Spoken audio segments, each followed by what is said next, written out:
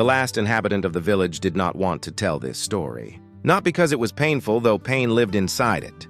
Not because it was frightening, though fear clung to every memory like frost to bare skin. He did not want to tell it because once the story was spoken aloud, it would finally admit that the village was truly gone. As long as it stayed locked inside him, silent and unfinished, there was still a chance that the place existed somewhere beyond memory, waiting. The village had no official name anymore.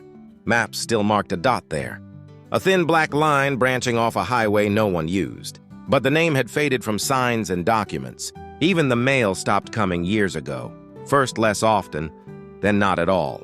It sat in a shallow valley between low hills, surrounded by trees that leaned inward as if listening. In winter, the road disappeared under snowdrifts. In summer, weeds cracked the asphalt and swallowed the edges. Once there had been almost 300 people living there.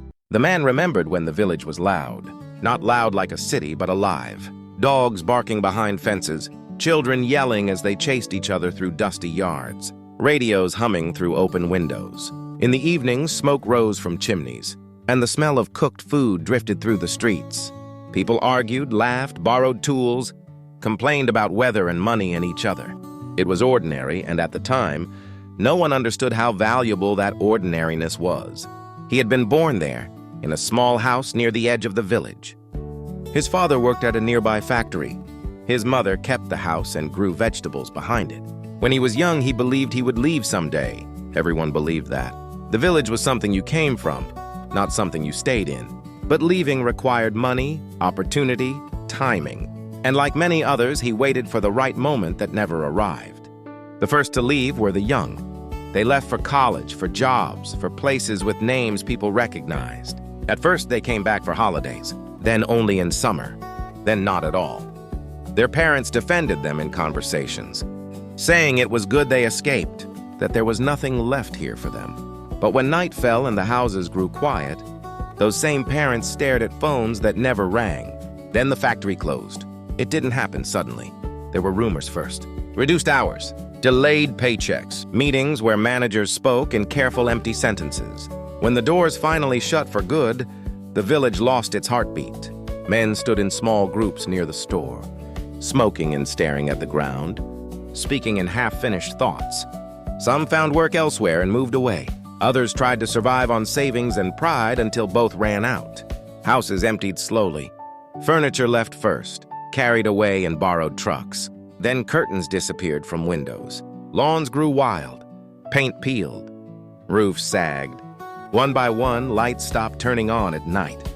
The man stayed. He told himself many reasons. Someone had to take care of his parents' graves. Someone had to watch over the house. Someone had to remember. But if he was honest, the real reason was simpler and harder to admit.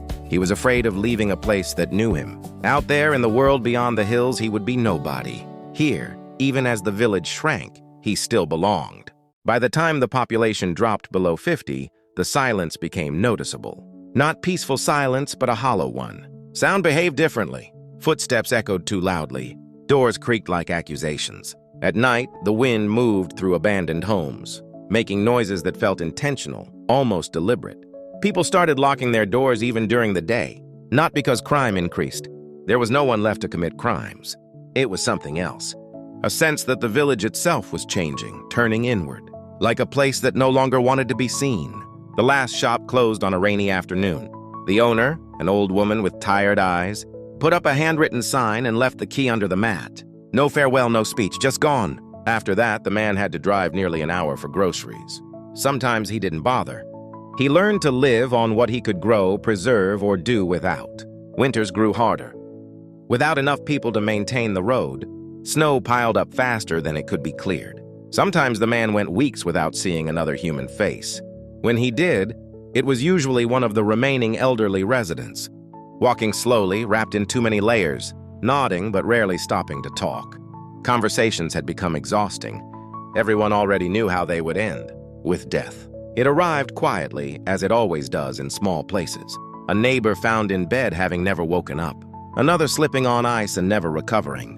A woman who simply stopped eating after her last child moved away. Each funeral was smaller than the last until eventually there were none at all. just a locked house and the understanding that one more person was gone. The man attended as long as there were funerals to attend. When there were no priests left to perform them, he said a few words himself. When there was no one left to listen, he said nothing. At some point, he realized he was the last. The moment wasn't dramatic. No announcement, no final goodbye. He noticed it when days passed without seeing smoke from any chimney but his own. When he walked the length of the village and heard only his footsteps. When he stood in the center of the main street and called out, just once, and his voice came back to him unchanged. That night, he didn't sleep. Being the last inhabitant changed things. The village no longer felt like a community that had lost its people. It felt like a place that belonged to him, and him alone. That ownership was heavy. Every broken fence, every collapsing roof, every frozen pipe felt like a personal failure. The village was dying, and he was the only witness. And then the strange things began. At first, they were small. A light flickering in a house that had no electricity. Footprints in fresh snow that ended abruptly in the middle of the road. Doors found open that he was certain he had closed.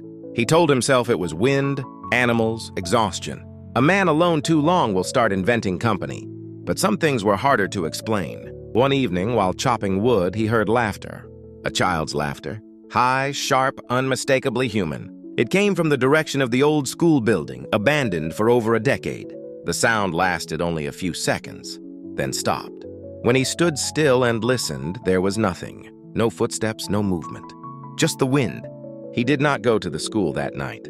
Another time, he smelled bread baking as he walked past a house that had been empty for years. The smell was warm and familiar, so real it made his mouth water. He stood there for a long time, staring at the dark windows, waiting for something to happen. Nothing did.